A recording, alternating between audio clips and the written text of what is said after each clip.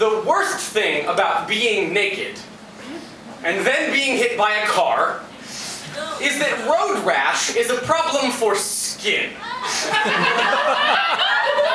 Why was I naked in the middle of the road at noon? I'm glad you asked, imaginary other half of this conversation. I have no idea. A characteristic of bipolar disorder is dissociation, fugue states, and hallucinations, so sometimes I wake up in places I didn't go to sleep. Has that ever been a problem?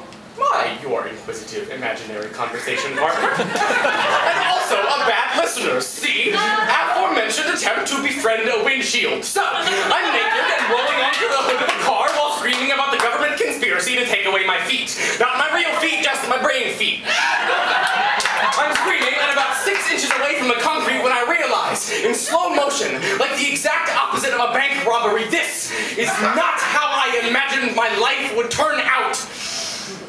When I was young, I broke my ankle because I was sure a cape would enable me to fly. My parents attributed this to my strong imagination. When I did this last year, my therapist called it a delusion.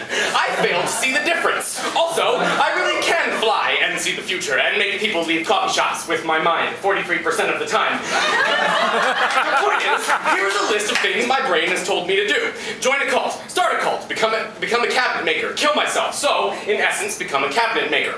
Have sex with literally everyone who reminds me of my mother, break into, and then paint other people's houses. Fight people who are much fightier than me. Like the cops. So, in essence, kill myself. I think a lot about killing myself. Not like a point on a map, but rather like a glowing exit sign at a show that's never been quite bad enough to make me want to leave. See, the thing is, when I was first diagnosed with bipolar disorder, I thought it was the end.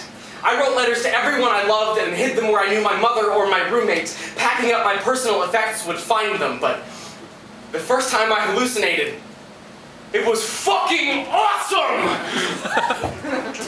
The left side of my body was in this world, with all the cars and the birds on power lines and grass growing through the sidewalk, and the right half was wherever people go when they dream or orgasm or die. I saw the end of the world, and it looked exactly like the beginning. I saw the future, and I was alive. My God, I was alive.